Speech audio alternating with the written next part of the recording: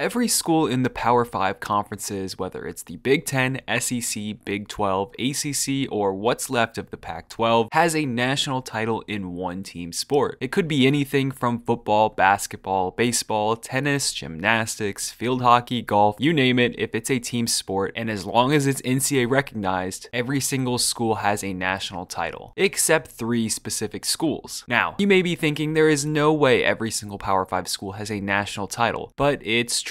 Rutgers, for example, the butt of every joke about the Power 5, has won national title in a team sport back in 1949 as co-champions, sharing with Army in a fencing national championship. Yes, this counts. It might not for some people, but the NCAA counts this as a team sport and a team national championship. But there are 3 schools without a team national championship in any team sport left, and it used to be 4 before Mississippi State finally crossed their name off the list in 2021 when they won the College World Series. But the 3 schools that have not won a national championship are Virginia Tech, Kansas State, and UCF. Now, UCF joins the list because they joined the Big 12. Now, the other 3 schools that joined the Big 12, Cincinnati, BYU, and Houston, all have national championships, which I'll get into. But the tricky part about this is football, because technically before the BCS and the College Football Playoff, national champions in football were decided by newspapers, magazines, and outlets. So technically they are not NCAA national championships, but we can all agree that those still count. Now, all 3 of these schools have gotten close, and you actually are probably surprised that all 3 of these schools do not have a national championship. But let's start off first with Virginia Tech. Now, Virginia Tech used to be really dominant in football back when Frank Beamer was their head coach. In 2000, Michael Vick led the Hokies and they had an outstanding football season and they made it all the way to the national championship game. However, they lost against Florida State 46-29, and that was really their one key opportunity that they could have won a national championship. In 2023, though, their women's basketball team made the Final Four before losing to LSU. So they also got really close. Virginia Tech is really good athletically,